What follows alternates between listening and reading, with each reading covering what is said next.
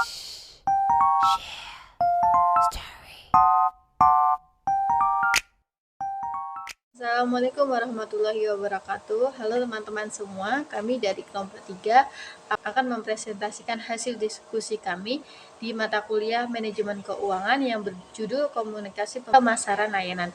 Apa sih komunikasi pemasaran layanan itu? Komunikasi pemasaran layanan adalah istilah yang merujuk pada pesanan atau media yang digunakan oleh pemasar untuk mengkomunikasikan dengan target audiensnya. Nah, di dalam komunikasi layanan terdapat istilah model terpadu. Apa sih model terpadu itu?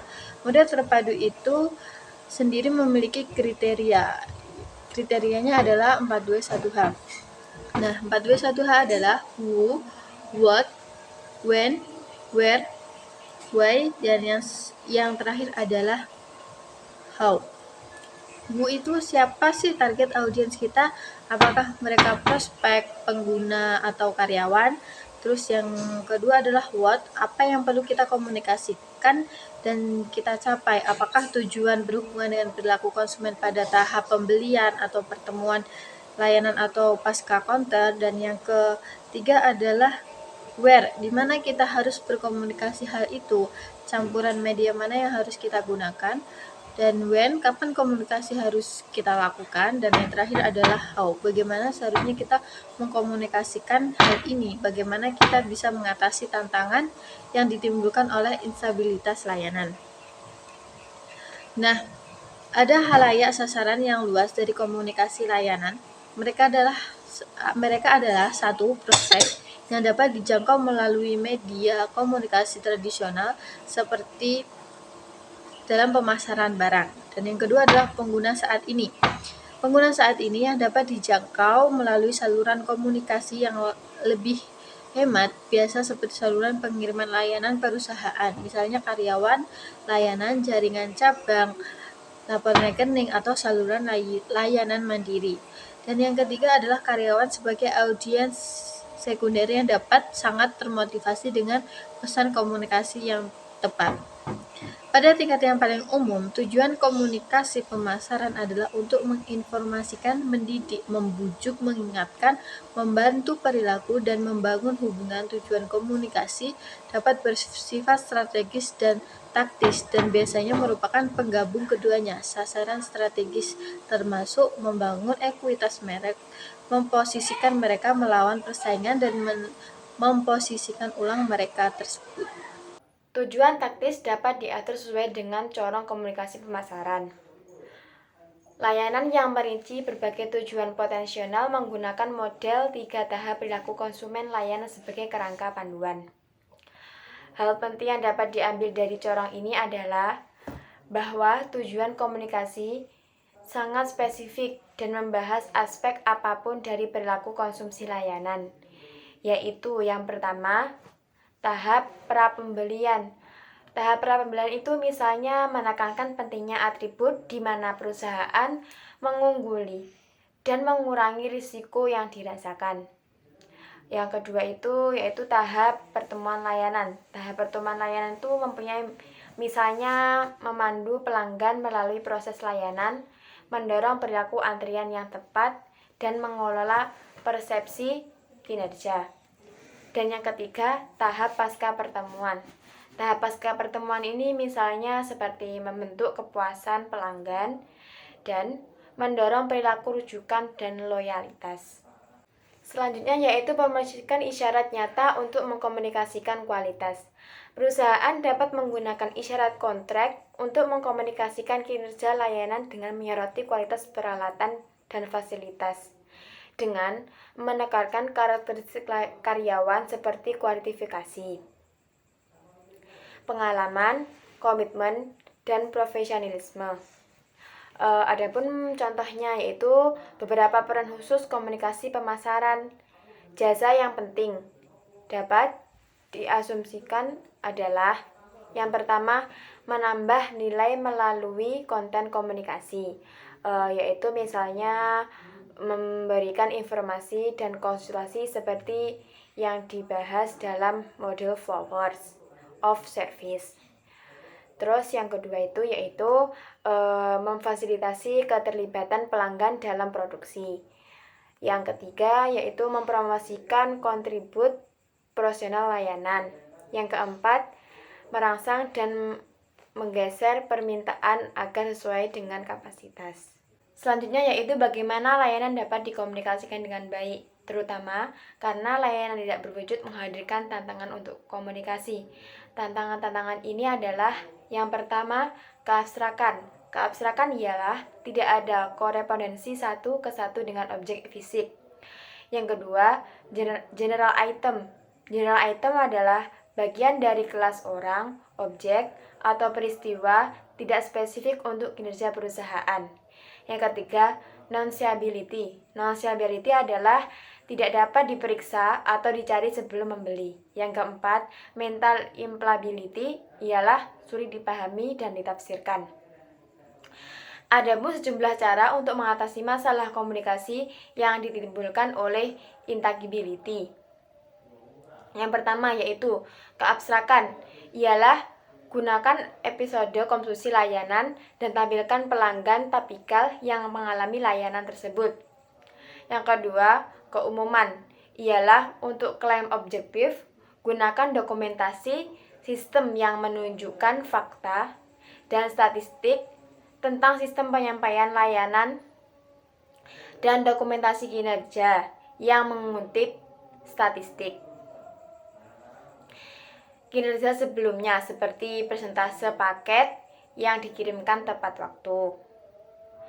Untuk klaim subjektif, yaitu episode kinerja layanan dapat digunakan di mana pengirim layanan aktual yang dilakukan oleh personel layanan ditampilkan. Untuk menjangkau khalayak, sasaran, dan mencapai tujuan komunikasi, kita dapat menggunakan berbagai saluran komunikasi, termasuk ada beberapa. Yang pertama, saluran pemasar tradisional, kayak misalnya iklan, pemasaran langsung, iklan online, aplikasi, dan media sosial. Terus yang kedua, ada saluran penyampaian layanan, kayak misalnya ada gerai layanan, ada karyawan garis depan, ada layanan aplikasi dan situs web.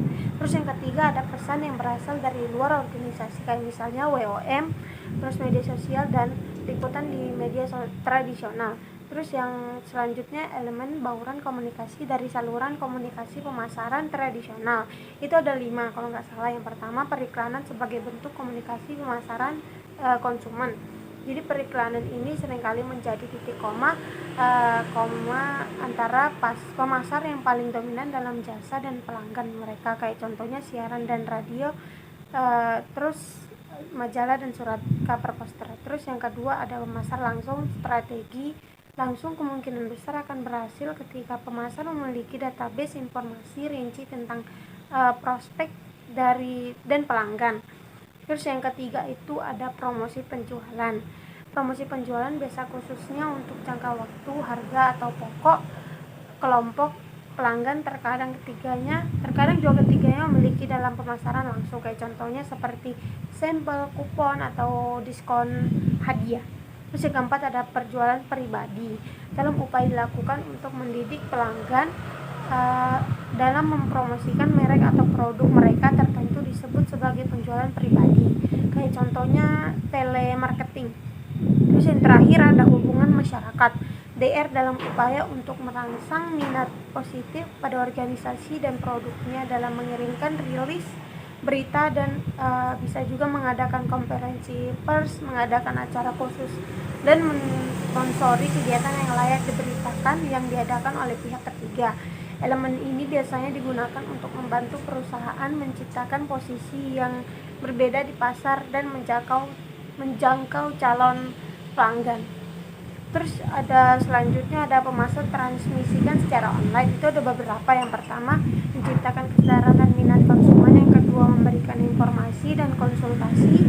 Terus yang ketiga, mengizinkan komunikasi 2 arah dengan pelanggan melalui email dan client chat room. Terus yang ketiga, ada mendorong percobaan produk. Yang keempat, memungkinkan pelanggan melakukan pemesanan. Yang kelima, ada mengukur keaktifan iklan atau kampanye promosi tertentu. Saluran komunikasi online mencakup situs web perusahaan dan iklan online, kayak misalnya iklan banner, iklan pengoptimal. Selanjutnya adalah elemen bauran komunikasi yang tersedia melalui saluran penyampaian layanan. Elemen ini meliputi 3 elemen. Yang pertama ada outlet layanan. Outlet layanan berarti komunikasi dilakukan di lingkungan penyampaian layanan itu sendiri. Pesan juga dapat disampaikan melalui spanduk, brosur, layar video, dan audio di area outlet. Yang kedua ada karyawan garis depan. Di sini terdapat layanan inti dan juga terdapat layanan tambahan, termasuk memberikan informasi, memberikan saran, menerima reservasi, menerima pembayaran, dan memecahkan masalah. Dan yang terakhir atau ketiga adalah titik pengiriman swalayan. Contohnya adalah ATM, mesin penjual otomatis, situs web, dan juga aplikasi layanan. Selanjutnya adalah unsur-unsur bauran komunikasi yang berasal dari luar perusahaan. Untuk komunikasi yang berasal dari luar perusahaan misalnya adalah dari mulut ke mulut, baik secara langsung maupun dalam bentuk elektronik di media sosial seperti ulasan online di situs web, pihak ketiga, blog, Twitter, dan juga liputan media. Selanjutnya adalah memahami kapan komunikasi harus dilakukan, cara menetapkan anggaran untuk program komunikasi layanan, dan juga cara mengevaluasi suatu program. Dalam menentukan anggaran diperlukan metode dengan 3 langkah. Yang pertama adalah dengan menentukan sebuah tujuan komunikasi di sepanjang komunikasi pemasaran layanan. Yang kedua adalah menentukan tugas yang diperlukan untuk mencapai tujuan tersebut. Dan yang ketiga adalah memperkirakan biaya program. Setelah penyusunan anggaran dilakukan, barulah dapat dilakukan evaluasi mengenai program komunikasi. Pada LO13 ini membahas tentang isu etika dan privasi konsumen pada PT Komunikasi.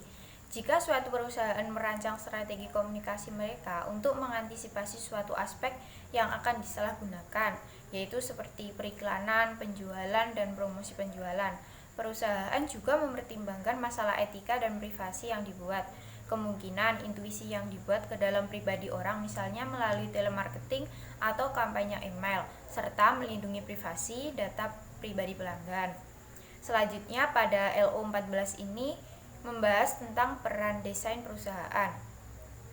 Selain media dan komunikasi, desain korporat digunakan untuk mencapai citra terpadu di benak pelanggan.